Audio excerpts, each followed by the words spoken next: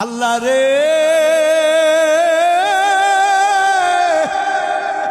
এই গুনাহগুলি নিয়া তোমার দরবারে কেমন করে হাজির হব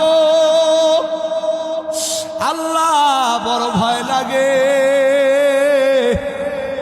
অন্তরের ভিতরে বড় ভয় জাগে গো আল্লাহ।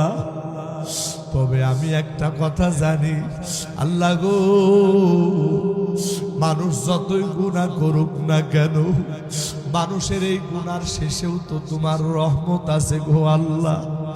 আল্লাহ, আমি শুনেছি মানুষের গুনাহ যতই বড় হোক না কেন আল্লাহ, মানুষের গুনাহ থেকেও নাকি তোমার রহমতের দরিয়া আরো বিশাল।